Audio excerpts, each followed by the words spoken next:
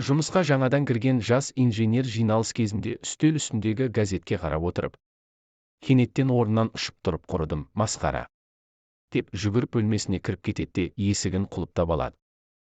Барлығы не болғанын білмей абдырап қалады. Фирма басшысы жиналысты тоқтатып, оған бір нәрсе болып қалды ма? Абайлаңдар, өзін өлтіріп жүрмесін деп алаңдаушылық білдіреді. Қалғандары өз пікірлерін айта бастайды. Білесіздер, бүгін биржа тұрақсыздыққа ұшырады. Оның үлкен үлесі болған шығар. Пайызбен репо болуы да мүмкін. 200%-дан асты. Кеше доллар ауыстыратынын айтқан болатын. Бүгін доллар курсы күрт көтеріліп кеткендіктен миллиардтар жоғалтқан болуы керек. Сіздер қателесесіздер. 3 күн бұрын аванс алған болатын. Мұндай нәрселерден проблемасы жоқ. Не болса да әйелімен ұрысқан шығар. Солай әйелін кеше көрдім.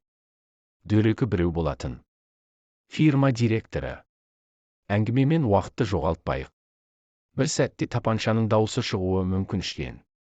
Директордың сөзінен кейін фирманың барлық қызметкерлері инженердің есігіне барады. Директор жылы сөзбен: инженер мырза дейді, бауырым, қате әрекет істеме. Білесің, бұл дүние өткінші. Бір күні онсыз да өлеміз.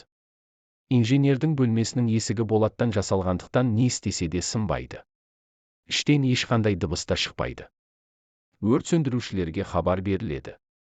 6-шы қабаттағы бөлменің терезелерінің астына брезент маталар керіліп, теледидар операторлары тікелей эфир түсіруге дайындалып, адамның сыртқа секіруін тілеп тұрады. Инженер 10 минуттан кейін есікті ашады.